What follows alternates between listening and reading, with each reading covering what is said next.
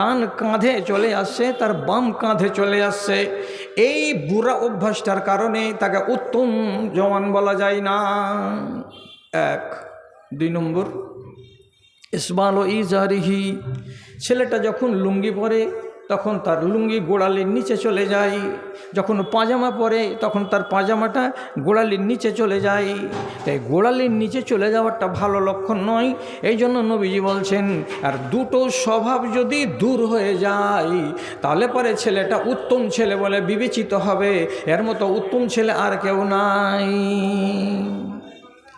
যারা শুনলো তারা শুনলো, শোনার পরে সেদিনকার মতো হাদিস শোনা শেষ হলো।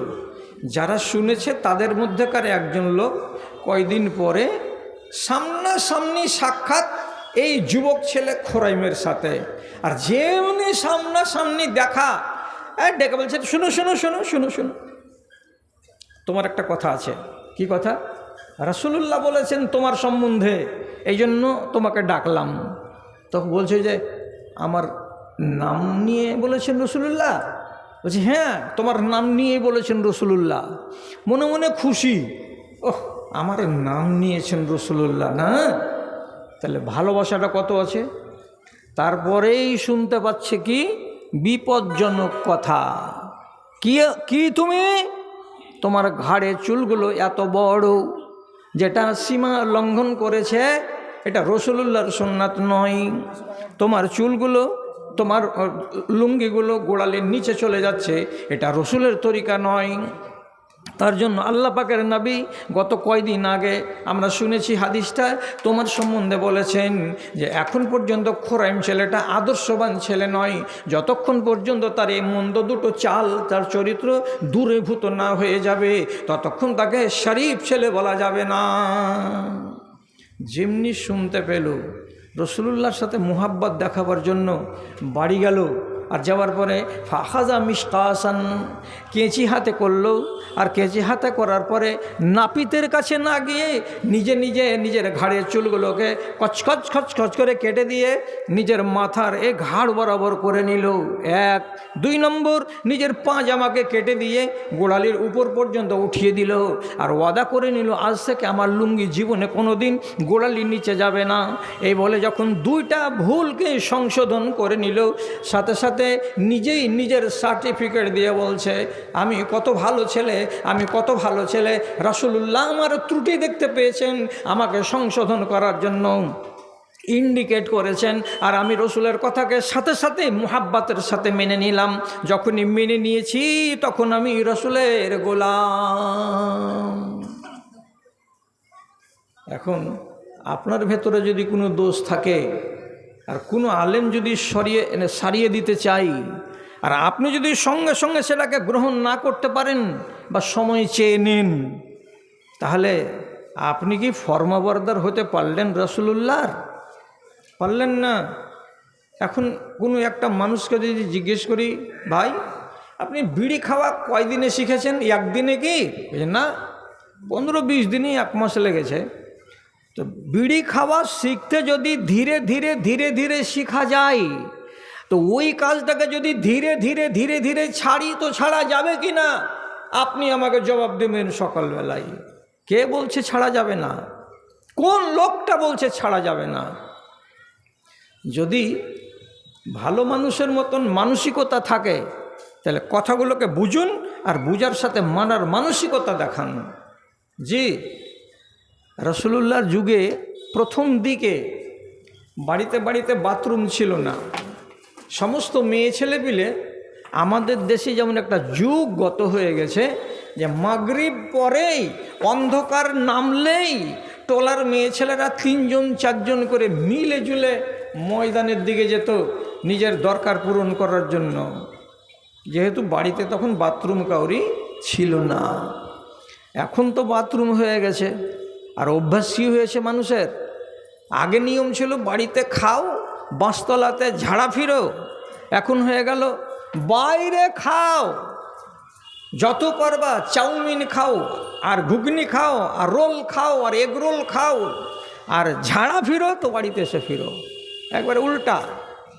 আগে মানুষ গেটে রাখতো একটা দারোয়ান বেটা ছেলেকে বাড়ি জোগাবে বলে, এখন দারোয়ানকে গেট আউট করে দিয়েছে, এখন রেখেছে কুকুরকে গেটম্যান, অথচ আগে কুকুরকে পিটিয়ে হাঁকিয়েছে মানুষ। যুগ বদলে গেছে না? তো একদিন রাতের বেলায় অভ্যাস অনুযায়ী রসুলুল্লাহর বিবি এবং মহল্লার আর 2-4টা মেয়ে ছেলে পায়খানা করার জন্য বাড়ি থেকে বেরিয়ে বাঁধের কিনারা কিনারা চলে যাচ্ছেন। তো নবীজির 2টো স্ত্রীর গুণ বলি আপনাকে, মুখস্থ করে রেখে দিবেন, কাজ দিবে।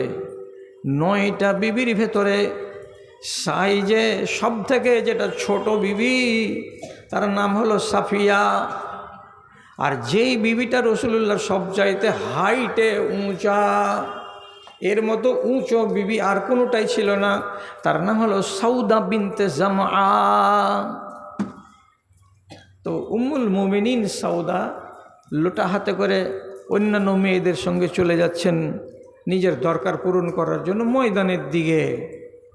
হযরত উমর দেখে নিলেন, নিয়ে রাতের টাইমেই অন্ধকারেই উনি বলছেন, আরেফ তোকা ইয়া সৌদা, হে সৌদা, আমার ও মা, সারা দুনিয়ার মুসলমানদের মা, আমি তোমাকে চিনে নিয়েছি, তুমি হলে সৌদা, রাসূলুল্লাহর বাড়িওয়ালি। এই যে উঁচা লম্বা তাড়াঙ্গা মানুষ, তোমার মতো আর কেউ নাই। তুমি এখন মাঠের দিকে যাচ্ছ হাজাত পূর্ণ করার জন্য, আমি তোমাকে চিনে নিয়েছি, তুমি সৌদা। লজ্জা লাগলো, চিনে নিল যে আমি নবীর বিবি, আর রাতের বেলায় যাচ্ছিলাম, তবুও নিজেকে বাঁচাতে পারলাম না। বাড়ি গিয়ে খবর দিলেন, রাসূলুল্লাহ এই ব্যাপার, হযরত উমর এই কথা বললেন। তার আগে থেকেই হযরত উমর রসুলকে একবার করে বলছেন, আপনি আপনার বিবিদেরকে পর্দা করতে বলুন, আপনি আপনার বিবিদেরকে পর্দা করতে বলুন, এটা ভালো লাগে না, এটা ভালো লাগে না। সেদিনকার ঘটনার পরে সকালবেলাতে কোরআনের মাজিদের আয়াত নাজিল হলো, কি বলে, ইয়া আইয়ুহান নাবিয়্যু কুল লিআজওয়াজিকা ওয়া বানাতিকা ওয়া নিসাইল মুমিনিন। হে নবী, আপনি আপনার বিবিদেরকে বলে দিন, আপনার মেয়েদেরকে বলে দিন, আর মুমিনিনদের যত মেয়ে আছে বেটি আছে সকলকে বলে দিন। কি বলে দিব? ইউদনিনা মিন জালাবিবিহিন্না আলা জুয়ুবিহিন্না, তারা যেন এত একটা লম্বা কাপড় ব্যবহার করে যাতে কাপড়টা তাদের বুকের সামনে ঝুলে থাকে আর তাদের মুখটা ঢাকা থাকে, তাদেরকে যেন চেনা না যায়, চিনতে যেন না পারা যায়, এই রকম করে তাদেরকে কাপড় ঝুলাতে হবে মাথা থেকে নিয়ে সিনা পর্যন্ত। আপনি আদেশ করে দেন সমস্ত লোককে। আয়াত নাজিল হয়ে গেল। সকালবেলায় যখন আয়াত নাজিল হলো, মসজিদে নববীতে বহু মেয়ে ছিলেন সেই দিন, বহু স্ত্রী লোক মজুদ ছিলেন সেই দিন। মা আয়েশা এবার কি বলছেন, উনি কি বলছেন কথাটাকে শুনে, নি'মা নিসাউল মুহাজিরিন, মুহাজিরিনদের বেটিগুলো কত ভালো রে, মুহাজিরিনদের মেয়েগুলো কত ভালো মানুষের বাচ্চি রে।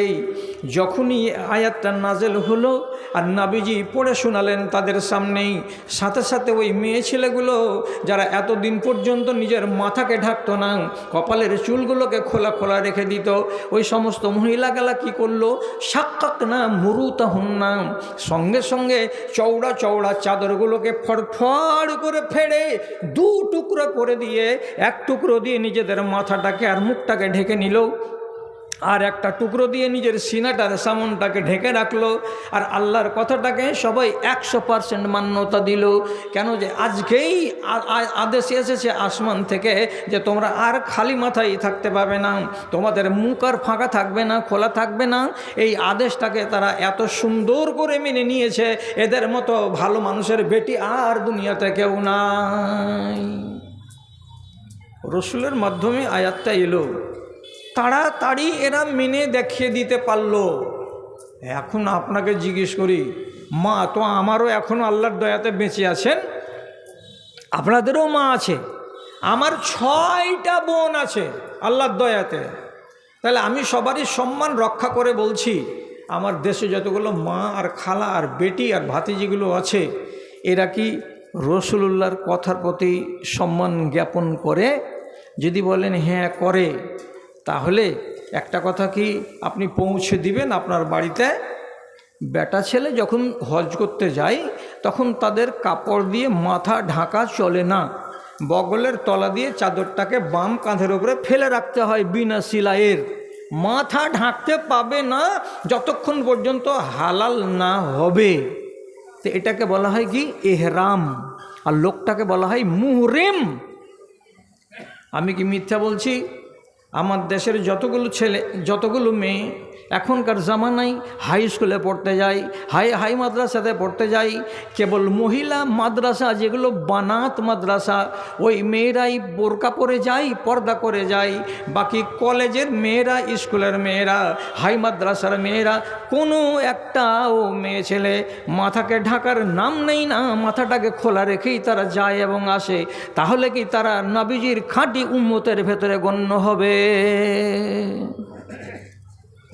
ইমান কোন জায়গাতে গিয়ে ঠেকেছে এই যুগের মা খালাদের? একটা মুসলমান ধনী লোকের বাড়িতে যদি বিয়ে লাগে, আপনি গলিতে চেয়ার পেড়ে 1 ঘন্টা বসবেন, তারপরে দেখবেন কতটি ইমানদার মেয়ে ছেলে আছে, খাতা কলম নিয়ে লিখবেন, তো দেখা যাবে কি যে গোটা 3 ঘন্টার ভেতরে একটাও পাবেন না।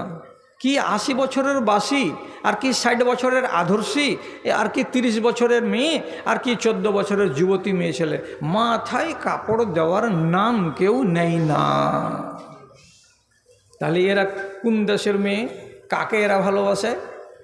জি, একটা হযরতে আয়েশার ভাইয়ের নাম আব্দুর রহমান, তার একটা বেটি ছিল, তার নাম হলো সাফিয়া। ভাতিজি বেড়াতে এসেছে ফুফুর বাড়ি, তো ফুফুর বাড়ি ভাতিজি বেড়াতে এসেছে, তো আদর করে ভাতিজিকে মা আয়েশার সামনে না বসিয়া ওর মাথার উপরে ছিল যে ওড়নিটা, জোর করে খিঁচে দিয়েছে, আর দেওয়ার পরে মাথা থেকে ওড়নিটাকে সম্পূর্ণ নামিয়ে দিয়েছে। দেওয়ার পরে সেটাকে টুকরো করে দিলেন, আর দেওয়ার পর আলমারি থেকে একটা গাঢ় গপস চাদর কিনে নিয়ে আসলেন, এসে মা আয়েশা ভাতিজির মাথার উপরে চাপিয়ে দিলেন। আর দেওয়ার পরে বলছেন, ও ভাতিজি কা মিসলিকে লা তাখরুজু বিহাযা সাওবে, ও ভাতিজি তোমার মতো বেটি ছেলে সাবালিকা 14 বছর বয়সের, এত প্যানপ্যানে এত পাতলা ওড়না মাথায় দিয়ে বের হওয়া শোভনীয় নয়। তোমার পাতলা ওড়নি দিয়ে তোমার গলা দেখা যাচ্ছে, তোমার পাতলা ওড়নি দিয়ে তোমার বুকের উপরের ভাগটা দেখা যাচ্ছে, আর এগুলো যদি দেখা যায় তো তোমার ওড়নিটা কোন কাজে দেয়? এজন্য আমি এটাকে ছিঁড়ে দিলাম, বাড়ি নিয়ে গিয়ে তাকে উল্টা করে বালিশের খোল বানিয়ে নেবে, আর আমি যেটা চাদর তোমাকে দিলাম এটাই মাথায় দিয়ে যদি বাইরে বের হতে হয় তো তাহলে বাইরে বের হবে। তাছাড়া তোমার মতো যুবতী মেয়ে ছেলের পাতনা ওড়না মাথায় দেওয়া চলবে না। এখন বলেন কটা পাবো আমি? আমার এই দেশে বিয়ে বাড়িতে বরযাত্রী যখন যাচ্ছে 25টা মেয়ে ছেলে, একটাও বুড়িগুলো যায় না, সব যুবতীগুলো যাচ্ছে। আর আল্লাহর মেহেরবানি দেখেন, কাউরি মাথাতে কাপড় থাকে না, এমন ঘাগরা পরে যাচ্ছে যে ঘাগরাটা ওর থেকে 4 ইঞ্চি বড়। যখন সামলাতে পারে না তখন এমনি করে 2 আঙুল দিয়ে 2 কোনাকে চেড়ে ধরে থাকছে, আর ড্যাং ড্যাং ড্যাং ড্যাং ড্যাং ড্যাং করে আগে আর পিছিয়ে হেঁটে হেঁটে বেড়াচ্ছে। এটা ছাড়ো না কেন? আজব ধরনের মানসিকতা।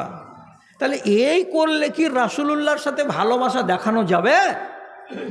আপনার ভেতর একটা ভুল আছে, আমি সেটাকে সংশোধন করার জন্য আমি বলছি। আপনি আমার কথাতে যদি পাত্তা না দেন তাহলে কি করে আপনার ইমানটা মজবুত হতে পারলো?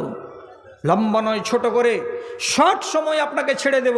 কেন যে এখনকার জামানাতে ঘড়িতে 12টা বাজে না, তার আগেই শ্রোতাদের 12টা বেজে যাচ্ছে। তো আমি 12টাটাকে টার্গেট করে রেখেছি। আমার বাপজানেরা অত তাড়াতাড়ি করিয়েন না, এই জালসাগুলো রোজ রোজ হবে না। কি কথা বলতে চাইছি আপনাকে? আমি বলছি হযরতে আবু যার গিফারি রাদিয়াল্লাহু তাআলা আনহু, ওর বাড়িতে একটা নাবালক ছেলে ছিল, চাকর। এটা কালো, নিগ্রো, হাবশি, ওর মা হলো কালো। আফ্রিকার মেয়ে ছেলেকে দেখেছেন কত কালো হয়। তিনি একবার চাকরকে খুঁজছেন, কিন্তু খুঁজে পাচ্ছেন না চোখের সামনে। খানিক বাদ ছেলেটাকে দেখা গেছে। তখনই আবু যার গিফারি রাদিয়াল্লাহু তাআলা আনহু একটু জানের খেদে ছেলেটাকে ডেকে বলছেন, আইনা কুনতা ইবনা সৌদা, এতক্ষণ কোথায় ছিলি রে? কালিয়া কালো বেটি ছেলের পেটের বাচ্চা, ওই কালী মেয়ে ছেলের পেটের ছেলে কালা কালো, কোথায় ছিলি এতক্ষণ, তোকে আমি খুঁজে কেন পাচ্ছিলাম না। যদি শুধু ওকে বলতো এই কালো কোথায় গেছিলি, তো এটা একটা কথা, কিন্তু তিনি বলছেনটা কি, কালো মেয়ে ছেলের পেটের ছেলে কালো কোথায় ছিলি তুই। তার মানে কি, ওর মাকে টেনে কথা বলা হয়েছে, লজ্জাজনক কথা। এ কথাটা নবীজির কানে এলো, আর দেওয়ার পরে এই গোলাম এসে নবীজিকে বলছেন, আল্লাহ পাকের রাসূল আমাকে আমার মালিক আবু যার গেফারি লজ্জাজনক কথা বলেছেন, আমার মায়ের সঙ্গে আমাকে টেনে এনে আমাকে অপমান করেছেন এই রকম কথা বলে। রাসূল একদিন তারপরে পরক্ষণেই আবু যারকে ডাকলেন, ডাকার পরে বলছেন খুব শরীফানা আন্দাজ, উনি বলছেন আইয়ার তাহু বে উম্মিহি, আবু যার তুমি কি এই ছেলেটাকে ওর মাকে তুলে এনে লজ্জা দিয়েছ? তো না বলছেন না, উনি বলছেন জি আমি এই কথাটা বলেছি। আর যেমনি স্বীকার করে নেওয়া, তখন নবীজি ওকে বলছেন ইন্নাকামরুন ফিকা জাহিলিয়া, তুমি এমন একজন লোকের লোক, তোমার ভেতরে ইসলাম ঢুকেছে বটে, কিন্তু জাহিলিয়াতের যুগের মন্দ অভ্যাসগুলো একটা থেকে গেছে। এই জাহিলিয়াতের যুগের মন্দ অভ্যাস একজন মুমিনের ভেতরে থাকা উচিত নয়। এটা কাজ তুমি ভালো করনি, এটা নেহাত মন্দ কাজ হয়েছে তোমার দ্বারাই, মন্দ, তুমি এমন কাজ করলে কেন? এটা জাহিলিয়াতের যুগের আচরণ হয়ে গেল, তো খারাপ কথা হলো। জাহিলিয়াতের যুগের আচরণ নিয়ে বেঁচে থাকবে কে? তো একটা মানুষ মুমিন, এটা কোনো দিন হতে পারে না। বাড়ি গেলেন, বাজার গেলেন, বাজার যাওয়ার পরে নিজের নামে একটা 250 টাকা 300 টাকা 500 টাকা দামের সুন্দর চাদর কিনলেন, আর একখানা চাদর কিনলেন একই থান থেকে, ওটাও 250 থেকে 500 টাকা দামের। নিজের গায়ে চাপিয়েছেন মালিক হয়ে সুন্দর কাশ্মীরি শাল, আর ওই নাবালক ছেলেটার কাঁধে চাপিয়ে রেখেছেন অত মূল্যেরই একটা সুন্দর দামি কাশ্মীরি শাল। লোকেরা বলছেন কি ব্যাপার গো, এটা তোমার চাকর নয়, দেখা যাচ্ছে তোমার নিজের বেটা, বাপ বেটার মতো একই রঙের একই ডিজাইনের একই দামের শাল গায়ে দিয়ে চলছো, এটা কেন? তখন আবু যার বলছেন আইয়ার তহু বে উম্মিহি, আমার দ্বারা একটা ভুল হয়েছিল, আমি ছেলেটাকে তার মায়ের সঙ্গে টেনে এনে লজ্জাজনক কথা বলেছিলাম। এটা যে ভুল হয়েছে আমার দ্বারাই, এটা নিজে বুঝতে পারিনি, আমাকে রাসূলুল্লাহ বুঝিয়ে দিয়েছেন, তার জন্য আমি লজ্জিত হয়েছি এবং আমি নিজেকে খাকসার মনে করছি, এবং আমার ওই পাপটা যেন মাফ হয়ে যায়, তার জন্য আমি একই মূল্যের চাদর আমার গায়ে দিয়েছি, আর একই মূল্যের চাদর আমার চাকরের গায়ে দিয়েছি, যাতে করে আমার দোষটা ঢাকা পড়ে যায়, আর যাতে করে আমার গা থেকে কোনো গুনাহ আর না থাকে, সব ধুয়ে মুছে নেমে যায়। টাইম নিলেন আবু যার? নিলেন না। টাইম যখন নিলেন না, তখন যদি আপনাকে একটা ভুল আপনার শুধরাবার জন্য বলি, আপনি ভালো শুধরিবেন? কিছু চেষ্টা করব। কি ভুল? কি ভুল? মুগীরা বিন শুবা সাহাবী বিয়ে করবেন, তার জন্য একটা আনসারীর বাড়ি গিয়ে বললেন যে আপনার মেয়েকে বিয়ে করব। তো আনসারী বলল রাজি আছি তোমার সঙ্গে মেয়ের বিয়ে দিতে, বুধবারের দিন আসিও, বিয়ে হয়ে যাবে। মদিনা মসজিদে এসে রাসূলুল্লাহকে খবর দিয়ে বলছেন, আল্লাহর নবী আমার কথা পাকা, কি হয়েছে? বিয়ে করব। কোথায়? উত্তর পাড়াতে, ওই উমুক আনসারীর মেয়েকে। রাসূলুল্লাহ তখন বলছেন হাল নাজারতা ইলাইহা, যে মেয়েটাকে তুমি বিয়ে করবে তাকে তুমি দেখেছো না দেখো নাই? মুগীরা বিন শুবা বলছেন জি না, আমি দেখিনি, না দেখাতেই বিয়ে করে নিব আমি। তখনকার যুগের লোকেরা স্ত্রী যেটাকে বিয়ে করবে তাকে দেখা কম্পালসারি মনে করতো না, জরুরি মনে করতো না। বাপের মুখে শুনতো, চাচার মুখে শুনতো, আর 5 জনের মুখে শুনতো উমুকের মেয়ে আছে দেখতে ভালো, উমুকের মেয়ে আছে তার ব্যবহার ভালো, শুনে নিলেই যথেষ্ট মনে করে বিবাহ করে নিত। মুগীরা বিন শুবা দেখার প্রয়োজন করেনি। তখন রসুল্লাহ শুনে বলছেন, ফানজুর এলাইহা ফাইন্নাহা আহারা আন ইউদামা বাইনাকুমা। বাবা, বিয়ে করার আগে এক নজর দেখে নাও। দেখে নিতে গেলে তোমাদের পরবর্তী জীবনটা বেশি সুখের হবে এবং মায়া মহব্বত বৃদ্ধি পাবে, বেশি হবে। এক নজর দেখে নাও। কালকে কথা করে চলে গেল, আর একদিন পরে আবার চলে এসেছে ওই গলিতে, এসে সালাম দিচ্ছে আনসারিকে ডেকে, আসসালামু আলাইকুম, আসসালামু আলাইকুম। লোকটা বেরিয়ে এসে বলছে, কি ব্যাপার বাবা, আমি তো তোমাকে বলেছি বুধবারের দিন আসবে তো বিয়ে দিয়ে দিব, তো তুমি আবার শনিবারের দিন গতকালকে এসে এখান থেকে গেলে, আর আবার রবিবারের দিন তুমি চলে এলে, আর মানেটা কি? তো বলছে, আপনার মেয়েটাকে দেখবো এক নজর, এই জন্য এলাম। তা হাদিস বলছে, ওরা দুটা স্বামী স্ত্রী, দুজনই যেমন এই আমরা যে বলি না যে হুড়কি লেগে গেছে, তো ওরকম যেন আর কি মাথাতে মগজে আক্কেলে হুড়কি লেগে গেছে। এই কোন কথা বলছো তুমি? দেখবা মানে? তো যখন ধাক্কা দিয়ে দিয়েছে যে দেখবা কিসের জন্য, তো কথা কাটাকাটি হচ্ছে, এমন সময়তে ওই মহিলা পর্দার আড়াল থেকে বেরিয়ে সামনে এসেছে, মুখটাকে ঢেকেই। আর আসার পরে তখন বলছে কি, লাউ আমারাকাল নবিয়্য আন তানজুরা ইলাইয়া ফানজুর ওয়া ইল্লা উহাররিজুকা হারাজা। তোমাকে যদি আল্লাহ রাব্বুল আলামিনের নবী বলে থাকেন যে যাও একবার দেখে এসো, তাহলে তুমি আমার চেহারাটা দেখো। আর তোমাকে যদি রাসূলুল্লাহ না বলে থাকেন, মিথ্যা মিথ্যা তুমি যদি আমাকে দেখো, আর তোমার নিয়তটা যদি সৎ না হয়, তাহলে পরে তোমার কপালে কিছু আছে, আমি বিপদ করেই ছাড়ব তোমার। ভালো করে বুঝে নাও, রাসূলুল্লাহ বলে থাকলে দেখো, আর না বলে থাকলে তুমি দেখিও না। জি না, আমাকে রসুল দেখতে বলেছেন, দেখলো, বিয়ে হলো, তারপরে সুখের জীবন পেল। আমি শুধু এই কথাটা বলতে আপনাকে বুঝাবার জন্য এই হাদিসটা তুলে আনলাম। কি তুলে আনলাম? যে মুগিরা বিন শুবা বিবাহ যে করতে গেলেন, আপনাকে জবাব দিতেই হবে এখানে বসে বসে। রসুলুল্লাহর কথা শুনে উনি যে নিজের হব স্ত্রীকে দেখতে গেলেন, কয়জন লোককে নিয়ে গেলেন? কথা বলেন, কয়জন লোককে নিয়ে গেলেন? কাউকে নিয়ে গেছিলেন কি? না, কাউকে নিয়ে যাননি, উনি একাই গেছেন। যে বিয়ে করবে সে নিজে যাবে একাই, আর যাওয়ার পরে সে বিয়েটা নিজের বউটাকে পছন্দ করে আসবে অথবা অপছন্দ করে আসবে। এটা হলো ইসলামের নীতি। এখন আপনার অভ্যাস কি আছে? বিয়ের যদি শুধু কথা হয়, তো এখান থেকে আপনি যাবেন 12টা লোক প্রথম দিন খাড়গ্রাম, কী জন্য যেছে? যে বউ দেখতে যাচ্ছি। এই 7 বাপ বেটা মিলে একটা মেয়েকে দেখতে যাওয়ার মানেটা কি?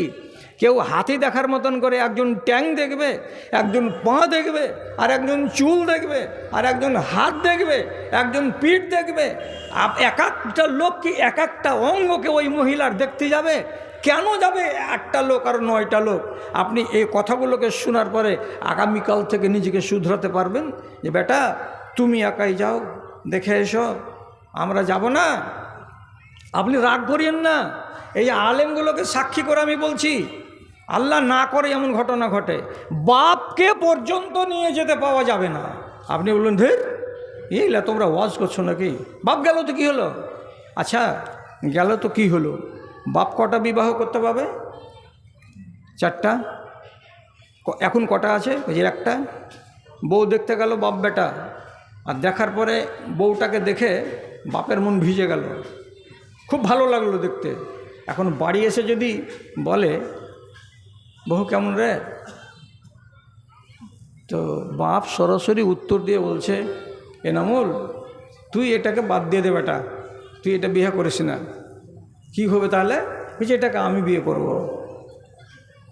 বাপ যদি পছন্দ করে বিয়ে করতে যায়, তো ওকে বিয়ে করা মানা আছে? মানা নাই। তাহলে এই চয়েসটা যদি বাপের হয়ে যায়, অথবা অন্য আরেকটা বন্ধুকে তুমি নিয়ে গেছিলে, ওই বন্ধুর যদি চয়েস হয়ে যায়, তো তোমাকে মাঝখানে মাইনাস করে দিতে কতটা টাইম লাগবে? বেশি টাইম লাগবে না। আমি গাইন না বলছি না, রতুয়া যাওয়ার রাস্তাতে ভালুকা বাজার থেকে যাবেন তো দুর্গাপুর বলে একটা স্ট্যান্ড পড়বে, আর দুর্গাপুর স্ট্যান্ড থেকে পূর্ব দিকে যেতে গেলে একটা গ্রাম পড়বে, গ্রামের নাম লুকিয়ে রাখলাম। গেছিল 3 বন্ধুকে নিয়ে পালসার গাড়ি, পাছাদিক চাঁড়া, বউ দেখতে। বউটু দেখেছে, দেখে টেকে পছন্দ হয়ে গেছে। এবার বউটার মোবাইল নাম্বার নিয়েছে, আর নেওয়ার পরে এই বন্ধুদের ভেতরে একজন সন্ধ্যাবেলায় ডাইরেক্ট ফোন লাগিয়ে দিয়েছে মেয়েটাকে, দিয়ে বলছে যে তুমি রোজিনা বলছো তো? বলছে হ্যাঁ রোজিনা বলছি। তো তোমাকে যে ছেলেটা দেখতে গেছিল পছন্দ তো করেছে, তো তুমি ওকে কি দেখে পছন্দ করছো বলো তো? আমি ওর বন্ধু, আমিও দেখতে গেছিলাম। আমি তোমাকে বলছি আমার হার্ডওয়্যারের দোকান আছে অমুক জায়গাতে, এত বড় দোকান। তোমার যদি মিথ্যা প্রমাণ হয় তাহলে আমার মুখে জুতা মারিও, রতুয়া স্ট্যান্ডে আসবা, দেখতে পাবো যে আমি নিজে বসে আছি দোকানে। আমি এত কোটি টাকা, লাখ টাকার মালিক, আমার বাড়ি হলো 2 তলা। আমি এরকম তোমাকে সুখ দিতে পারবো? তুমি আমাকে হ্যাঁ বলো আর ওই ছেলেটাকে না বলো। 8 দিন পরে এই ছেলেটার সাথে লাইনঘাট হয়ে গেল, বিয়ে পাক্কা হয়ে গেল। আর যে দেখতে নিয়ে গেছিল বন্ধুকে যে আমার বউকে দেখে দে চল, এই চুলকাতে থেকে গেল। কত বড় বেকুফি হলো এটা। এই জন্য রাসূলুল্লাহ আগে বলছেন এগুলা করিও না, সুন্নাত যেটা সেটার উপরে কায়েম থাকো। কি করলেন সুন্নাতের নামে? সুন্নাতের ভালোবাসাটা কোথায়? রাসূলুল্লাহ বলছেন বেশি বেশি করে সালাম দাও, জান্নাতে যাও। রাসূলুল্লাহ বলছেন গরিবকে খেতে দাও, অনাহারে থাকা মানুষকে রুজি রুটির ব্যবস্থা দাও, জান্নাতে যাও। রাসূলুল্লাহ বলছেন ঢের রাতের বেলায় নমাজ পড়ো, 2 রাকাত 4 রাকাত যতটা পারবে পড়ো, আর আল্লাহর জান্নাতে যাও। এই 3টা কাজ করতে গেলে জান্নাত পাওয়া যায়। এই সালাম বেশি করো, সালাম বেশি করো, সালাম বেশি করো। আপনার জন্য নিয়ম করা আছে কি, আপনার বাড়িতে যদি আমি মুলাকাত করতে যাই তাহলে গেটের সামনে দাঁড়িয়ে আমাকে বলতে হবে আসসালামু আলাইকুম, আসসালামু আলাইকুম, জোর করে বলবে আসসালামু আলাইকুম। ভিতরে যদি লোক থাকে জবাব দিয়ে বলবে বাইরে লোক ডাকছে, তাড়াতাড়ি বেরিয়ে আসবে, আপনি কথা বলবেন। এটা হলো সুন্নাত, এটা কোরআনের নির্দেশ। আপনি সালামটাকে উঠিয়ে দিয়েছেন, যদি এই গ্রামে এমন থাকে আপনি ওকে সংশোধন করে দিবেন। কি? সালামের বদলে যারা গুজরাতে খাটে আর দিল্লিতে খাটে আর পয়সা যাদের বেশি হয়ে গেছে, এমন লোকেদের বাড়িতে দেখা যাবে গেটের কাছে কলিং বেল রাখা আছে, আপনি সালাম দিতে পাবেন না, এটা ছোট লোকের কাজ। কলিং বেলটাকে যখন এখানে টিপে দিবেন, সাথে সাথে ঘরের ভেতরে টুনটুন টুনটুন করে গান বেজে উঠবে। কি আজব ধরনের গান! বাঁশরিয়া আব यही पुकारे আবল মা নদিয়াকে কিনারে, নদিয়াকে কিনারে। যখন ভিতরে গান বাজলো, ভিতরের লোক তখন বলছে কে ডাকছে রে? তো তোমাকে গান শোনাবার জন্য আল্লাহ রব্বুল আলামিনের নবী পাঠিয়েছেন দুনিয়াতে, যে দুনিয়ার লোককে গান শোনাও, সালামটাকে হজম করে দাও। সালামটা রসাতলে গেল কেন? কে আপনাকে এই সিস্টেমটা করতে বলল? রাগ করতে হবে না আপনাকে, আপনি ওয়াজ শুনবার জন্য এসেছেন, আপনি আলকাপ দেখতে আসেননি। দাদা আমার ভুল বলছি কি? এখনকার ধনী লোকের বাড়ি দেখেন, জানালাতে পর্দা, দামি দামি পর্দা, দরজার সামনে পর্দা 1000 টাকা দামের পর্দা, মেন গেটের সামনে পর্দা 2000 টাকা দামের পর্দা, এবং তার সোফার উপরে পর্দা, দামি দামি টাকা পয়সা দিয়ে পর্দা, ফ্রিজের উপরে পর্দা, এবং তার ওখানে যদি শোকেস থাকে তো শোকেসের উপরে পর্দা। যত আসবাবপত্র আছে সবাকে পর্দা পর্দা পর্দা পর্দা দিয়ে সবকে সাজিয়ে রেখেছে। ওই বাড়ি আমি গেলাম, আরও 2 জন লোক গেল, কেন? তো মেহমান হয়ে গেলাম। যখন আমরা আঙনাতে বসলাম তখন বাড়ির মালিক নিজের স্ত্রীকে ডেকে বলছে, আদরের মা এদিকে আই, চাটা বাড়িয়ে দে। স্ত্রী আদরের মা এলো কেটলি হাতে করে। আল্লাহর কসম, আদরের মার মুখটা খোলা, আদরের মার মাথাটাতে কাপড় নাই, আদরের মায়ের বুকের উপরে কোনো ওড়না চাপানো নাই। আফসোস হবে কি হবে না আপনি নিজে বলুন তো। যার উপরে পর্দাকে আল্লাহ রাব্বুল আলামিন ফরজ করেছেন, সে পর্দার গর্দাকে উড়িয়ে দিয়ে ডাইরেক্ট হয়ে দাঁড়িয়ে আছে। আর যেগুলোর উপরে কাপড় চাপাবার নীতি নাই, যেগুলোতে কাপড় চাপাবার হুকুম নাই, সেগুলোর উপরে কাপড় চাপিয়ে আপনি রেখেছেন। আল্লাহ পাকের নবী বলছেন ইনলাম উমার নাকসুল হিজারাত ওয়াত তিন। আমাকে রাসূলুল্লাহ বলছেন, আমাকে আল্লাহ রাব্বুল আলামিনের পক্ষ থেকে এটা নিষেধ করা হয়েছে যেন কোনো মাটিকে কাপড় না পরাই, যেন কোনো পাথরকে কাপড় না পরাই, যেন কোনো লোহাকে আমি কাপড় পরাতে না যাই। লোহার জন্য কাপড় নয়, পাথরের জন্য কাপড় নয়, মাটির জন্য কাপড় নয়। যার জন্য পর্দা সে হলো উলঙ্গ, আর যাদের জন্য পর্দা নয় তারা দেখুন সেজে কুজা বসে আছে। আল্লাহ হেফাজত করো তুমি আমাদের। এগুলো কি সুন্নাতের ভালোবাসা? যদি আল্লাহ তাআলা আপনাদের উপরে রহম করে, তো একটা কথা শুধু বলে দিচ্ছি আপনাকে, যে দুটো রিওয়ায়েত আছে, একটা দুর্বল আর যেটা আমি বলছি এটা সহি। একটা সাহাবী, তার নাম হলো মাকাল বিন ইয়াসার, ধনী মানুষ, বেড়াতে গেছেন নিজের জমি জামাকা দেখতে দূর এলাকায়। তো ওই এলাকাতে কিছু চাষি লোক যারা ঘর গৃহস্থালি করে ওনার জমির পাশে পাশে, তো তারাও জমা হয়েছে যে এই দেখেন আমাদের প্রতিবেশী ধনী লোকটা মাকাল বিন ইয়াসার আমাদের এলাকাতে এসেছেন ফসল দেখতে, জমি দেখতে এবং নিজের হিসাব কিতাব মিলাতে। দুপুরের টাইম, খানা খাওয়ার টাইম হয়েছে, খানা নিয়ে বসেছেন। খানা খেতে খেতে একটা রুটির টুকরা এমনি করে সুরবাতে ডুবিয়েছেন, আর ডুবাবার পরে মুখে তুলে ধরবেন, এমন সময় হাত থেকে লোকমাটা খসে জমিনে পড়ে গেল। জমিনে যেমনি পড়ে যাওয়া, মাকাল ইবনে ইয়াসার সাথে সাথে জমিনে পড়ে যাওয়া লোকমাটাকে তুলে নিলেন। আর তুলে নেওয়ার পরে ওর গায়ে যেগুলো ধুলো লেগেছিল, বালি লেগেছিল, সেগুলোকে একটু একটু একটু একটু করে পরিষ্কার করে দিলেন। আর পরিষ্কার করে দেওয়ার পরে ওই লোকমাটাকে আবার মুখে পুরে দিলেন, আর মুখে পুরে দিয়ে খাওয়া শেষ করে দিলেন। এটাকে আর ফেলে তিনি দিলেন না।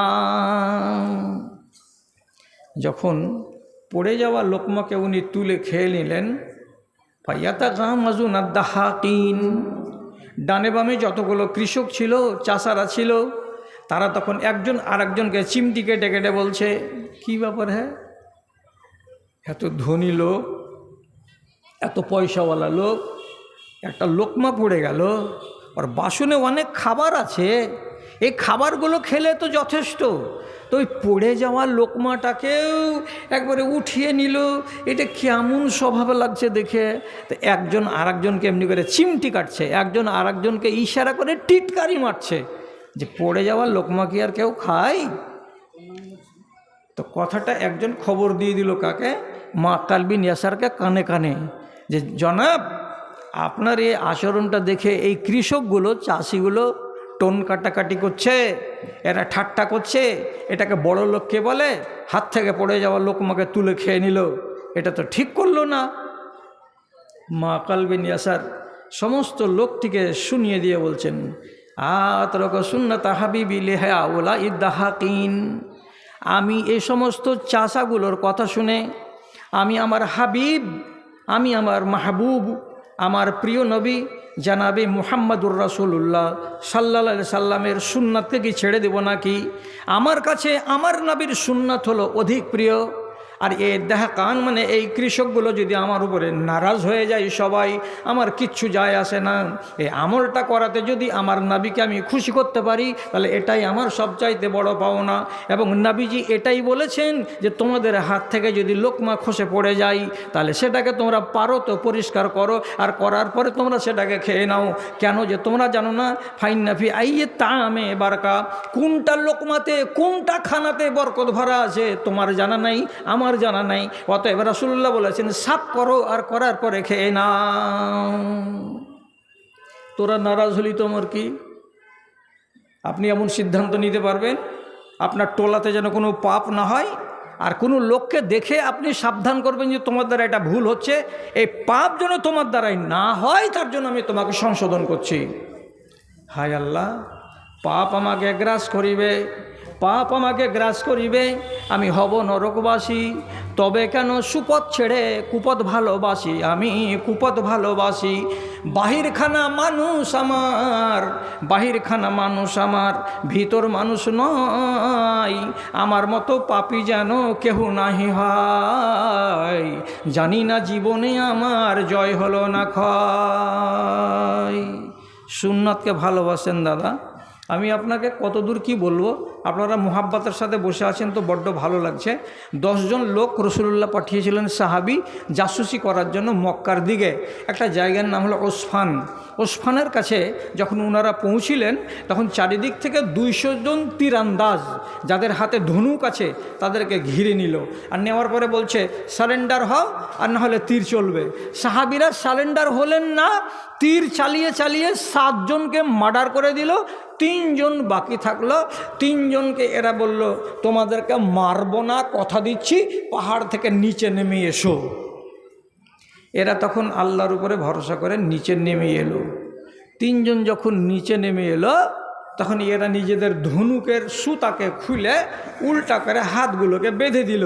আর দেওয়ার পরে বাড়ির দিকে নিয়ে যাচ্ছে। তো নিয়ে যেতে গিয়ে একটা লোক তার ভিতরে বলে বসলো, হাজা আউয়ালু গাদারিন গোদেরা ফিল ইসলাম। এই লোকগুলো চরম বিশ্বাসঘাতকতা করলো আমাদের সাথে, যে আমাদেরকে তারা বাঁধবে না, অথচ তারা আমাদেরকে বেঁধে দিল। এই রাগে ওকে মেরে দিল। বাঁচলো কটা? 2টা। 2 জনকে মক্কার বাজারে বিক্রি করে দিল। গোলাম, যা জিন্দেগির মতো তোরা গোলাম হয়ে গেলি, স্বাধীন মানুষ। এদের ভেতরে একটা লোক ছিল, তার নাম খুবাইব। একে কিনে নিল কে? হারেসের 2 বেটা। কেন কিনে নিল? বলছে এই লোকটাই বদর যুদ্ধের দিন আমার বাবা হারেসকে কতল করেছে, জবে করেছে। সুতরাং আমার বাপের রুহটা পেঁচার রূপ ধরে ডালে ডালে ডালে ডালে দৌড়ে বেড়াচ্ছে, আর রাতের বেলায় হুপ হুপ হুপ হুপ করে ডেকে বেড়াচ্ছে। যতক্ষণ পর্যন্ত একে না মারতে পারবো বদলাতে, ততক্ষণ পর্যন্ত আমার বাপের রুহ শান্তি পাবে না। এই জন্য তাকে কিনে নিয়েছি, একে আমরা শুলিতে চড়াবো। খোবাইবকে শুলিতে চড়াবে। বাড়িতে রেখে দিয়ে ওরা গেছে হারাম শরীফের বাইরে শুলি বানাতে। শুলি বানাতে গেলে এদিকে একটা পিলার লাগবে, এদিকে একটা পিলার লাগবে, মাঝখানে কোনো সুতা টুতা বাঁধতে হবে, লোকটাকে ওতে উঠাতে হবে। এগুলো তো বাঁধাবাঁধি করা দরকার। তো এরা চলে গেছে শুলি কাষ্ঠ বানাবার জন্য হারাম শরীফের বাইরে। আর এই বাড়িতে একটা মেয়ে ছেলে ছিল, হারেসদের বিবি হোক অথবা বোন হোক। ওকে তখন খোবাইব বলছে, দিদি একটা নাই, বেলেট নাই, একটা খুর পাওয়া যাবে না বাড়িতে? খুর দিবে না? তো বলছে কি এমন কথা গো, তুমি আজব মানুষ। মরবার টাইম হলো, আমার ভাইয়েরা আসছে, এসে তোমাকে নিয়ে যাবে 11টার সময়, আর এখন তুমি খুর চাইছো, এর ব্যাপারটা কি? কিন্তু এই বেচারি গায়ের মুসলিমের বেটি তখনকার মতো হতে গেলেও এ বলছে যে খোবাইবের মতন নেক মানুষ চোখে দেখিনি। আমার ভাইয়েরা ওকে দানা পানি খেতে দেয়নি, কিন্তু আমি যখনই আসতাম লোকটাকে ওর কামরাতে দেখতে, তো দেখতাম যে ওর চোখের সামনে আঙ্গুরের গুচ্ছা ঝুলছে, আর ওখান থেকে পেড়ে পেড়ে ওখানা খাচ্ছে। কে যে ঝুলিয়ে দিয়ে যাচ্ছে তো তা আমি বলতে পারবো না, কিন্তু আমি নিজের চোখে দেখেছি। এবার মেয়ে ছেলেকে বলল যে এখানটা খুর পাবো না। বেটি ছেলেটা বাড়ির ভেতর থেকে একখানা খুর এনে দিল। কি করবা ভাই তুমি খুরখানা? তখন খোবাইব বলছেন, আমার মরার টাইম হয়ে গেছে, আমি মরবার কালে আল্লাহর রসুলের সুন্নাতের উপরে মরতে চাই, আল্লাহর বিধানকে বুকে আঁকড়ে ধরে আমি মরতে চাই, আমি সুন্নাতের বাইরে মরণ চাই না। তো কি হয়েছে, তো যেখানে যেখানে খুর ব্যবহার করতে হয় সেই জায়গার চুলগুলো বড় বড় হয়ে আছে, তো আমি যদি চুলগুলোকে বড় বড় রেখে দিয়ে মরি তাহলে আমি রসুলের সুন্নাতের উল্টো করে আমি মারা গেলাম। তার জন্য তোমার কাছে খুরখানা চেয়ে নিলাম, যেখানে যেখানে আমাকে খুর ব্যবহার করতে হবে, অর্থাৎ যদি যৌনাঙ্গের চুলকে কেটে পরিষ্কার করতে হয় এটাও হলো সুন্নাত, যদি আমার মোজগুলোকে কেটে ছোট করতে হয় এটাও হলো সুন্নাত, যদি বগলের চুলগুলোকে কেটে ছোট করতে হয় এটাও হলো আমার সুন্নাত। এই জন্য আমি তোমার কাছে খুরখানা চেয়ে নিলাম। মরবার আগে ব্লেড বা খুর ব্যবহার করে মোচকে ছোট করে যৌনাঙ্গের চুলকে পরিষ্কার করে তিনি একজন সুন্নাতের প্রেমিক হয়ে বাইরে চলে গেলেন, তাদের সাথে শুলিতে ঝুলে গেলেন। শুলিতে ঝুলার কালে তিনি 2 রাকাত নামাজ পড়েছিলেন, আর নমাজ পড়ার পরে গলাতে ফাঁস লাগা অবস্থাতে তিনি একটা দোয়া পড়েছিলেন। কথাটার দিকে খেয়াল করবেন, ঈমান কালাগুলোকে আপনি টালি করবেন আর মিলাবেন। তিনি দোয়া কি বলছেন? আল্লাহুম্মা হাসিহিম আদাদা ওয়াক্তুলহুম বাদাদা ওয়ালা তাবকি আদান ফিল আরজি আবাদা। আয় আল্লাহ, যতটি লোক আমাকে সুলি দেওয়ার জন্য এসেছে, আয় আল্লাহ তুমি এদেরকে গুনে গুনে রাখো, এবং এই আল্লাহ তুমি এদেরকে হিসাব চুকিয়ে নিও, এবং যেমন করে এদেরকে সাবাড় করতে হয় তেমন করে তুমি সাবাড় করে দিও। একজন নেককার পরেশগার দিনদার আল্লাহওয়ালা সুন্নাতের প্রেমিক যখন মরে যাচ্ছে সুলিতে চড়ে, আর তোর মুখ দিয়ে যখনই এই দোয়াগুলো বেরিয়েছে, ওইখানে হাজির ছিলেন কে? তো রাসূলুল্লাহর শ্বশুর আবু সুফিয়ান এবং তার ছেলে হযরতে মুয়াবিয়া। তখন ওরা ঈমান আনেনি, তারা মুসলমান হয়নি। আবু সুফিয়ান দুশমনকে মারার জন্য আনন্দ নেবে বলে এ দৃশ্য দেখার জন্য হাজির হয়েছে।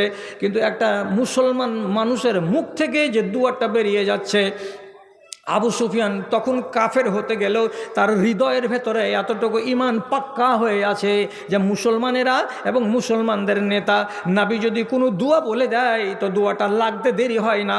তখন সে কী করলো? ফালাব্বাদা ইবনাহু বিল আরজে, সঙ্গে সঙ্গে হযরতে মুয়াবিয়ার মতো 14 বছরের ছেলেটাকে ঘাড়খানাকে ধরে সঙ্গে সঙ্গে জমিনে শুতিয়ে দিয়েছে। দেওয়ার পরে বলছে, বেটা জমিনে শুয়ে যা, বেটা জমিনে শুয়ে যা। শুয়ে যদি যায় কোনো মানুষ, তখন দোয়াটা তাকে লাগবে না, উপর দিকে দিয়ে উড়ে উড়ে চলে যাবে, আর তুইও বেঁচে যাবি, তো এর দোয়া তোকে লাগবে না।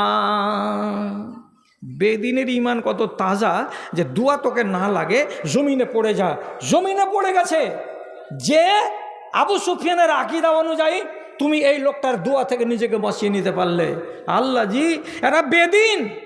আর এই বেদিনগুলোকে যে এরা যে সুলি দিতে নিয়ে গেছে হযরতে খুবাইবকে, তো মক্কার হারাম শরীফের এলাকার বাইরে নিয়ে গেছে সুলি দিতে। আপনারা কেউ বলেন না ওর বাড়ির পাশে যদি সুলি দিত তো অসুবিধাটা কী ছিল? কি অসুবিধা ছিল? ওর গলিতে যদি সুলি দিয়ে দিত তো কি অসুবিধা ছিল? ওরা বেদিন হতে গেল, বুনিয়াদি কিছু তাদের ঈমান ছিল কি? কাবার ভিতরে যেগুলো হারাম শরীফের এলাকা, এখানে কোনো পাখি মারা যাবে না, শিকার ধরা যাবে না, কোনো গাছ কাটা যাবে না, কোনো মানুষকে মারা যাবে না। অথচ তারা মুসলমান নয়। এই জন্য লোকটাকে যে মারবে সুলিতে, তা হারাম শরীফের সম্মান করে হারামের বাইরে নিয়ে গিয়ে তাকে সুলি দিতে নিয়ে গেল। আহারে, তাদের মতো লোকগুলোর কাছ থেকে কি আমাদেরকে শিক্ষা নিতে হবে যে ওদের ঈমান কেমন আর আমাদের ঈমানগুলো কেমন? ধর্ম ভেঙে মর্ম পীড়াই, ধর্ম ভেঙে মর্ম পীড়াই, ভুগবে তুমি মনে রেখো, আসছে মরণ করতে সবার পিছন ফিরে ওই দেখো, শখের বাজার সামটি এনে দিন ফুরায় রাত এলো, এদেশে ছেড়ে সে দেশে যেতে কি নিয়েছো তাই বলো, কি নিয়েছো তাই বলো। সুন্নাতকে যদি হেফাজত করেন, আপনার ভালোবাসা দুনিয়াতে বেড়ে যাবে, বেড়ে যাবে। আর আপনার সুন্নাতকে দেখে এটাকে যদি অন্য লোক ধারণ করে, তা আপনি একটা নেকের জারিয়া করে নিতে পারবেন। সুন্নাতকে যারা ভালোবাসে, আমি লম্বা করব না, আপনাকে তাড়াতাড়ি ছেড়ে দেবো, আপনারা উঠিয়েন না। আর আল্লাহর কসম লাগে, একটা কথা শুনেন, মক্কার 7 বছরের জীবন কাটিয়ে দেওয়ার পর নিজের স্ত্রী খাদিজাকে রসুল হারিয়ে দিলেন, এবং আবু তালেবের মতো চাচাকে হারিয়ে দিয়ে একেবারে তিনি নিঃসঙ্গ হয়ে গেলেন। ইমানদারের সংখ্যা বাড়ে না। মনের দুঃখে ফায়সালা করলেন তায়েফ যাব, আর যে ওখানকার লোককে যদি ইমানদার বানাতে পারি। গেলেন তায়েফে। একটা বড় গোত্রের 3 জন লোককে বৈঠকে বসিয়ে তিনি প্রথম কথা বলতে লাগলেন। একজনের নাম হলো আবদে ইয়ালিল, একজনের নাম লেখা আছে হাবিব, আর একজনের নাম লেখা আছে মাসউদ। এরা সাকিফ গোত্রের লোক। বললেন নিজের কথা যে আমি নবী, তোমরা আমাকে মানো, তাহলে তোমাদের কল্যাণ হবে। কথাটা যেমনি বলা, যেটা ওদের বড় আবদে ইয়ালিল যার নাম, ও তখন বলছে লাউকানা জালেকা লাইয়ামরত গেলাফাল কাবাতে, তুমি যদি সত্যিকারী নবী হও তাহলে আমি কসম খেয়ে বলছি আজকেই যাব মক্কা, আর যাওয়ার পরে কাবার গিলাফকে ছিঁড়ে ফেলে দেব, বেইজ্জত করে নামিয়ে দেব কাবা থেকে। এর মানেটা কি? তোমার মতো লোকটাকে নবী বলে মানা যাবে না। কে তোমাকে নবী বলল? হরগিজ তোমাকে নবী মানা যাবে না। রাসূলুল্লাহ দেখলেন এরা মানবে না, তখন বললেন যে দেখেন আমি অন্য বাড়িতে যাব, আপনারা নিষেধ করিয়েন না, এগুলো কথা বলিয়েন না কাউকে। এ বাড়ি গেল, ও বাড়ি গেল, ও বাড়ি গেল, 3 দিন রসুল্লাহ ওখানে থাকলেন। তখন এরা দেখলো, রে আমরা তো চালাক, আমরা মানিনি, কিন্তু গাঁ ঘরে তো অন্য খেপা পাগল লোক থাকতে পারে, এ লোকটার কথা তো পড়ে যেতে পারে। এক কাজ কর, একে গ্রাম ছাড়া কর। তো গ্রাম ছাড়া করতে হবে। তো গ্রাম ছাড়া করতে গেলে কি করতে হবে?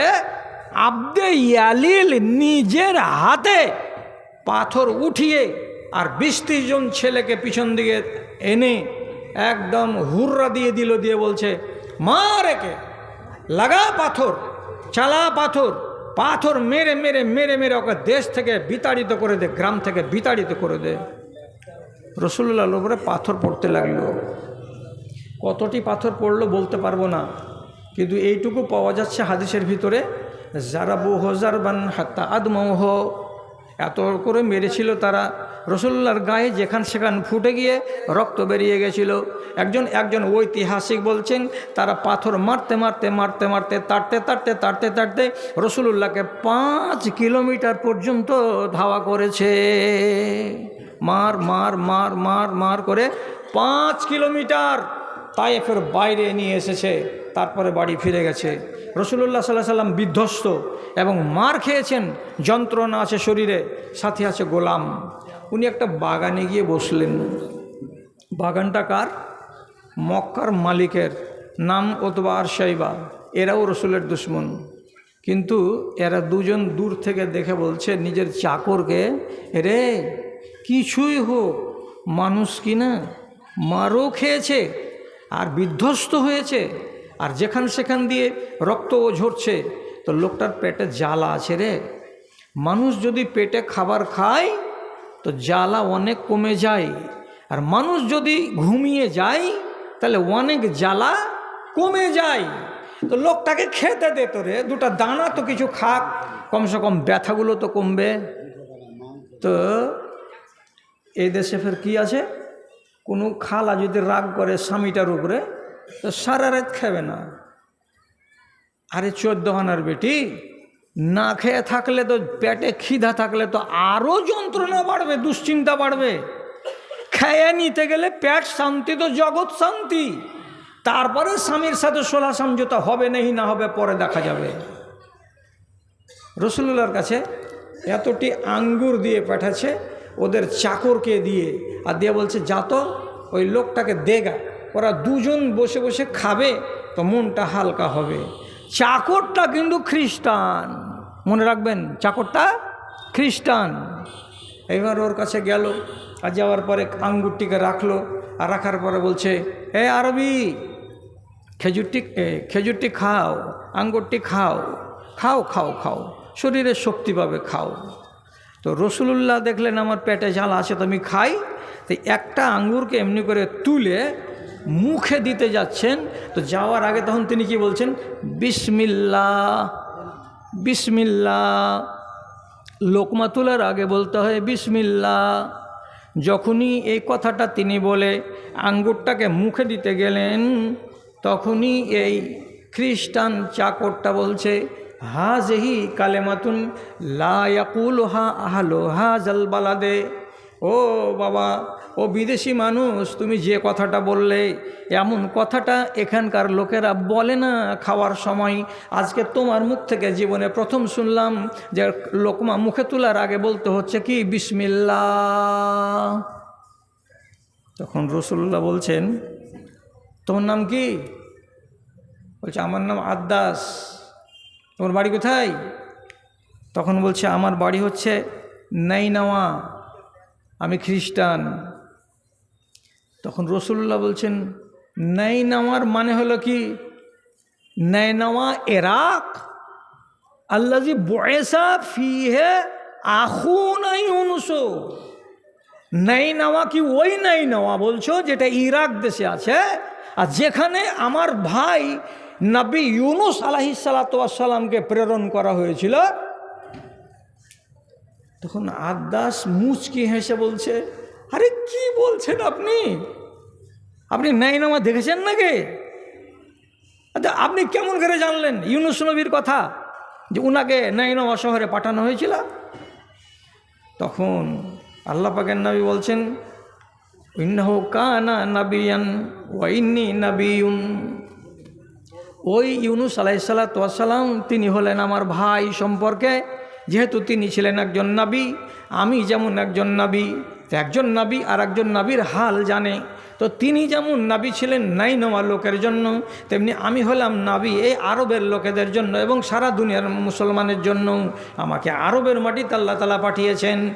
যখনই কথাটা শোনা এই আদ্দাস বলছে, আল্লাহ রে, এর মতো লোকটাকে একবারও মিথ্যা বলা যাবে না। যে লোকটা আমাদের নবী ইউনুসকে চিনতে পারছে এবং আমার শহরকে চিনতে পারছে, আর এই লোকটা যদি নবী না হলো তো কেমন করে চিনতে পারলো? আর এই লোকটা যে নবী তার লক্ষণ হলো এই, একটা নতুন কথা বলছে কি বিসমিল্লাহ, আল্লাহর নাম নিয়ে শুরু করছি। এর বিশ্বাস আছে আল্লাহর উপরে, লাতের উপরে বিশ্বাস নাই, হোবলের উপরে বিশ্বাস নাই, মাটির খোদার উপরে বিশ্বাস নাই। তাহলে এটা সত্য নবীর নবী। তমনি সে কী করলো? ফাআকাব্বা আলাইহি ওয়া ক্বালা আশহাদু আন লা ইলাহা ইল্লাল্লাহ। সঙ্গে সঙ্গে রাসূলুল্লাহকে খানার খাওয়া অবস্থাতে জড়িয়ে ধরে নিলেন, আর নেওয়ার পরে বলছেন আমি আপনার কলেমা পড়তে রাজি আছি বলে তিনি লা ইলাহা ইল্লাল্লাহ পড়ে নিয়ে মুসলমান হয়ে গেলেন ওই বাগানের কোনায়। রাসূলুল্লাহ বলছেন পয়সা উঠে গেল রে, রক্তের দাম পেয়ে গেলাম রে। একটা সুন্নাতকে দেখাতে গিয়ে একটা মানুষের দিলের দরজাকে খুলে দিলাম, আর আমি ভাবিনি যে তাইফের ওই লোকেরা মানবে না তো কেউ মানবে না। আজ যদি আদ্দাস আমাকে মেনে নেয় তাহলে কালকে যে আর 10 জন লোক মানবে না। কে বলেছে? রাসূলুল্লাহ শুধু সুন্নাতটাকে পালন করতে গিয়ে একটা মানুষের দিলকে জিতে নিলেন, আর লোকটা মুসলমান হয়ে গেল। আল্লাহ পাকের রাসূল বলছেন আমি কামিয়াব। সুন্নাতকে ভালোবাসো হে।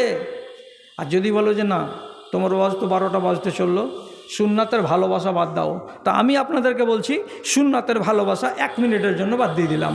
দিয়ে আপনাকে কি কথাটা বলতে যাব? তো আব্দুল্লাহ বিন মুগাফফাল সাহাবী রাদিয়াল্লাহু তাআলা আনহু, উনি একদিন মসজিদে নববীতে ঢুকছেন। তো দেখা যাচ্ছে কি একটা জুয়ান তরতাজা ছেলে 7-8টা গুলি নিয়ে এমনি করে ধরছে, টান করে দিকে মারছে, একটা ধরছে এমনি করে টান করে মারছে। তো উনি মসজিদে গুলি খেলা দেখলেন, দেখার পরে বলছেন এই কি খেলছো গুলা? গুলি খেলছি। তখন উনি বলছেন ফাইন্নাহু লা ইয়াকতুলুস সাইদা ওয়ালা ইয়ানকাউল আদুয়া। এই যে গুলি খেলাটা তুমি খেলছো, এর দ্বারাই কোনো শিকারকে ধরা যায় না, এর দ্বারাই কোনো দুশ্মনকে মারা যাবে না।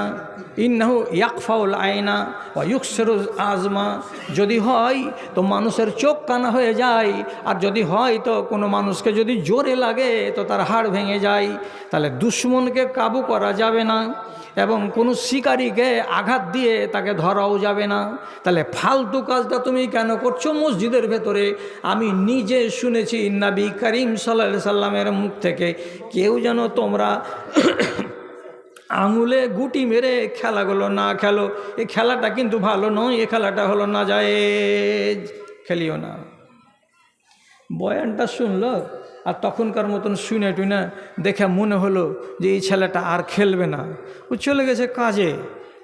আধ ঘন্টা 1 ঘন্টা পর ঘুরে এসে মসজিদে নববীতে যদি ঢুকছেন তো দেখছেন যে ও ছেলেটা খেলা নিয়ে ব্যস্ত হয়ে আছে, খেলতে আছে।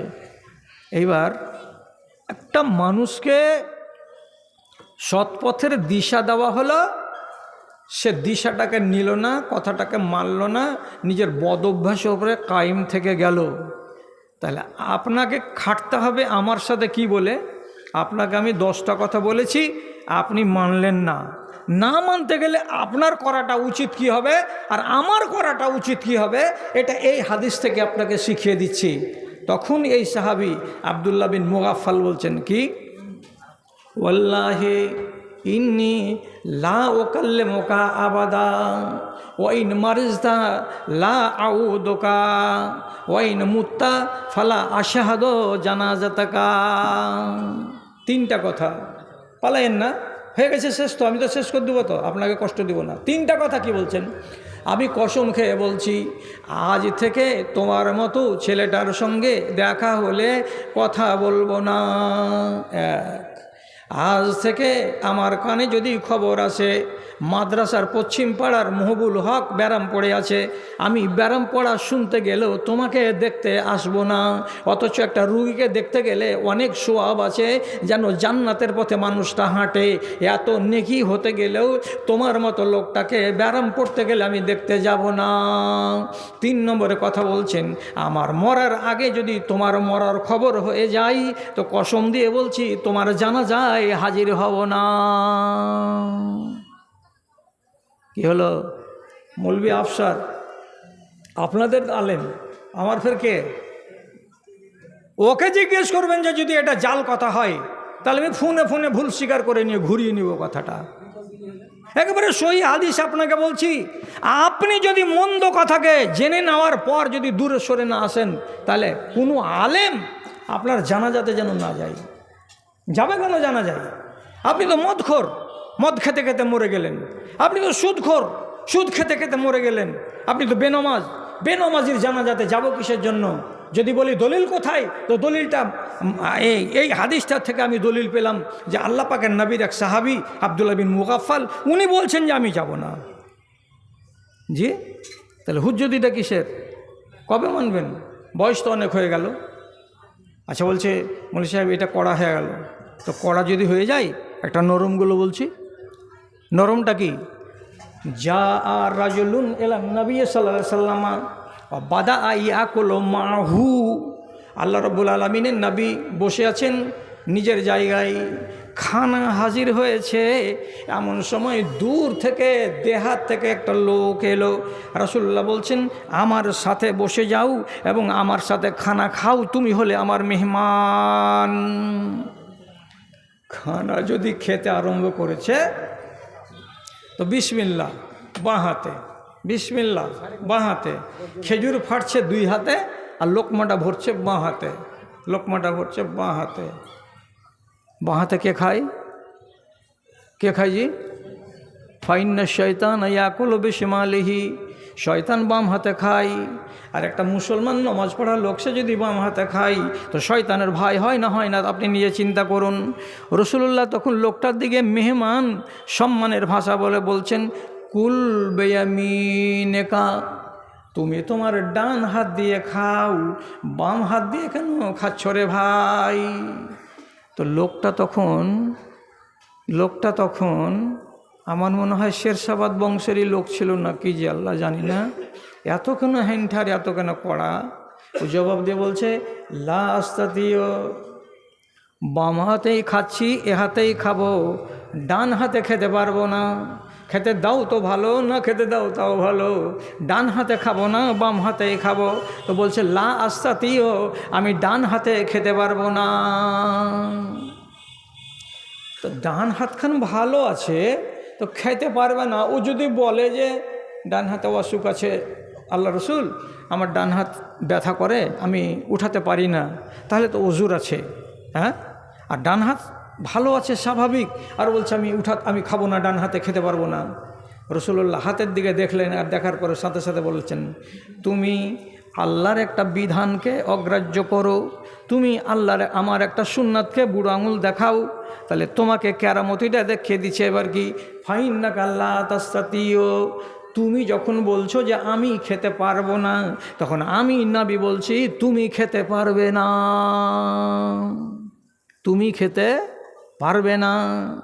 এই কথাটা বলে দিলেন, দিয়ে ছেড়ে দিলেন। এই খ্যাপা তো বুঝতে পারলো না যে কথাটার মানে কি।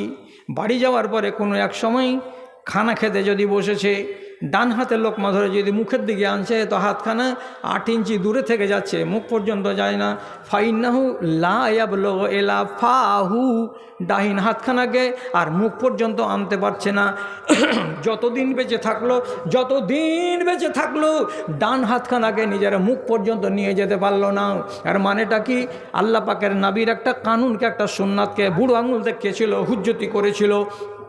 এই জন্য রাসূলুল্লাহ তাকে দোয়া দিয়েছিলেন, কি বলে? বদদোয়া, যে তোমার হাতখানা মুখ পর্যন্ত যাবে না। আর এটাই ঘটে গেল, যতদিন বাঁচলো ততদিন ডান হাতখানাকে মুখ পর্যন্ত নিয়ে যেতে পারলো না। আপনি এবার বলেন কতটি সুন্নাতকে পায়ে মারেন? পালিয়ে তো যাবেন, পালাইবার ওয়াজ করে দিচ্ছে এবার 5 মিনিটে আপনি পালিয়ে যাবেন। সেটা কি? মাওলানা আফসারকে জিজ্ঞেস করবেন, রসুলুল্লাহর বেটির বিয়ে হয়েছে মসজিদে নববীতে, বরযাত্রী কয়টা? আবু বকর সিদ্দিক, হযরত উমর ফারুক এবং রসুলুল্লাহর মামু সাদ বিন আবি ওয়াক্কাস এবং রসুলুল্লাহর একটা গোলাম।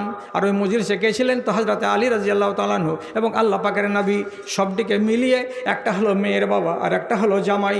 দুটাকে বাদ দিতে গেলে মজলিসে 4টা লোক আছে।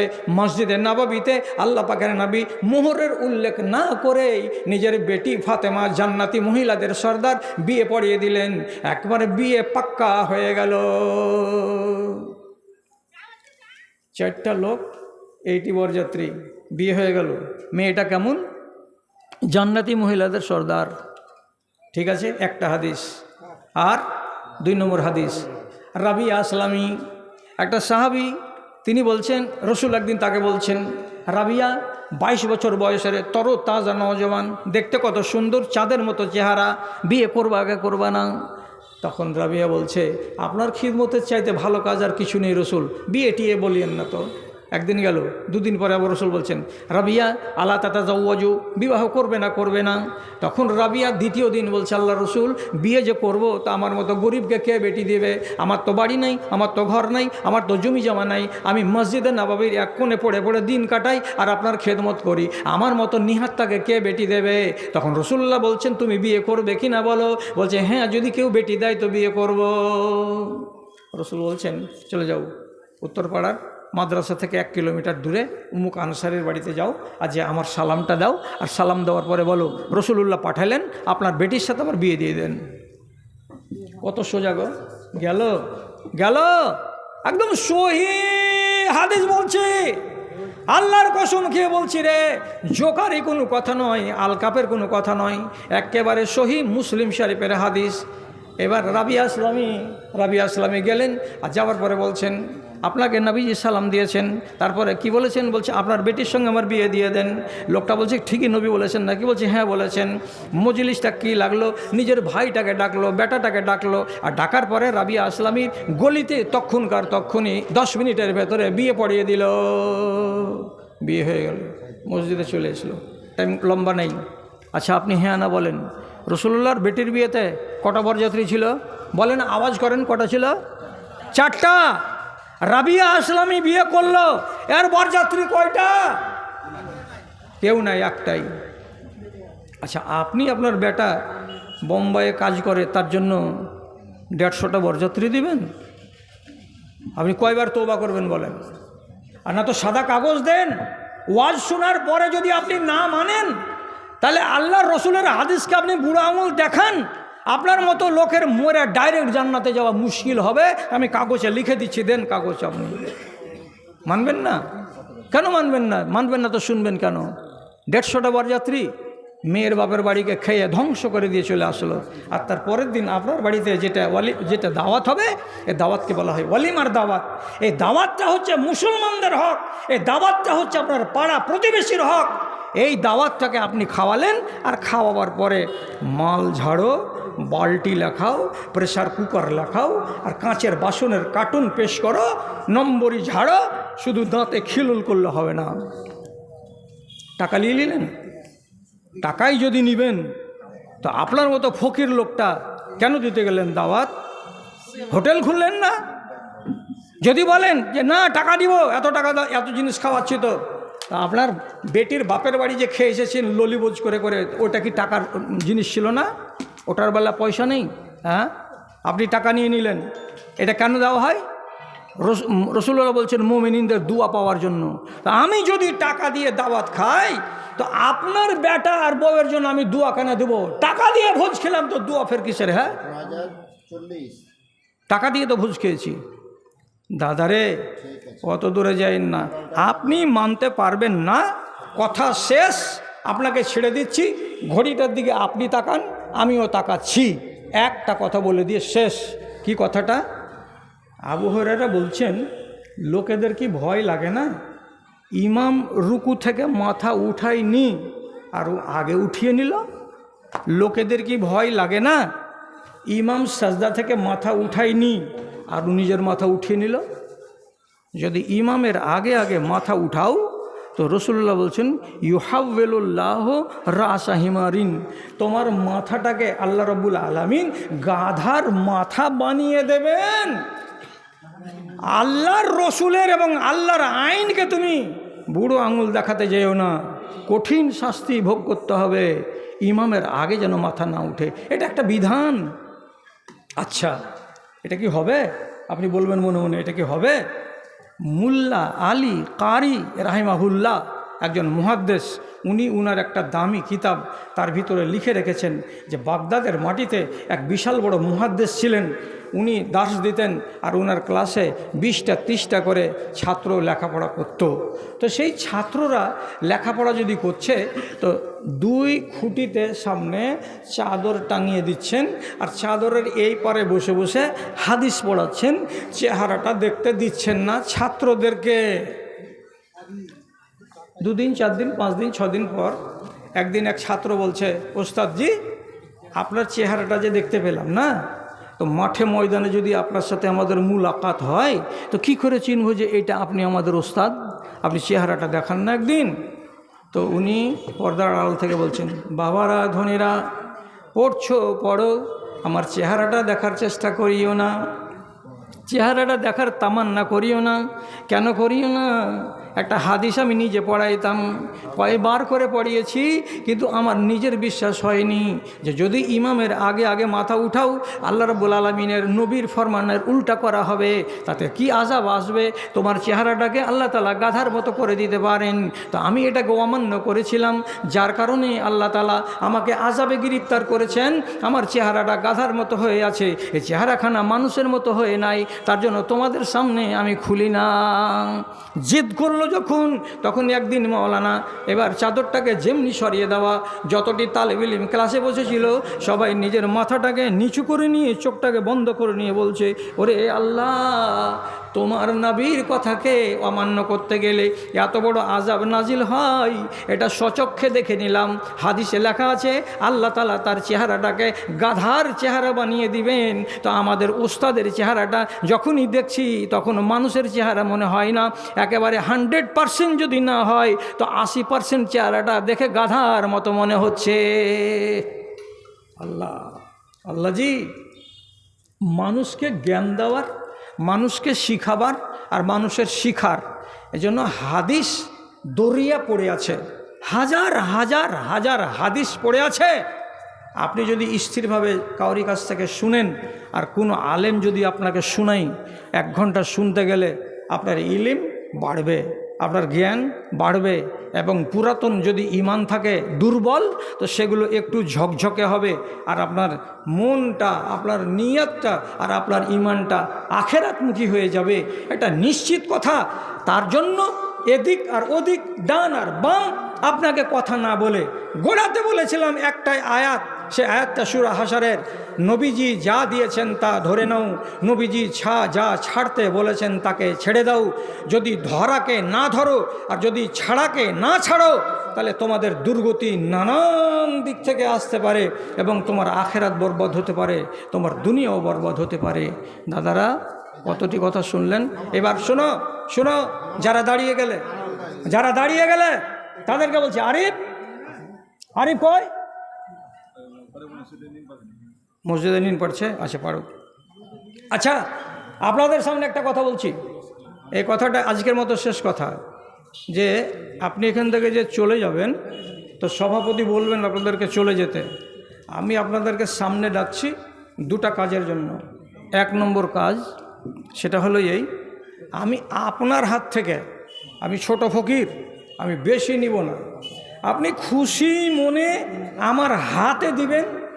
10টা টাকা যদি দেন তাও আমি খুশি, আর 20টা টাকা দেন যদি, ব্যাগটা নেন রে, তাও আমি খুশি, আর 100 টাকা দেন তাও আমি খুশি, কিন্তু আপনার হাত থেকে আমি নিব।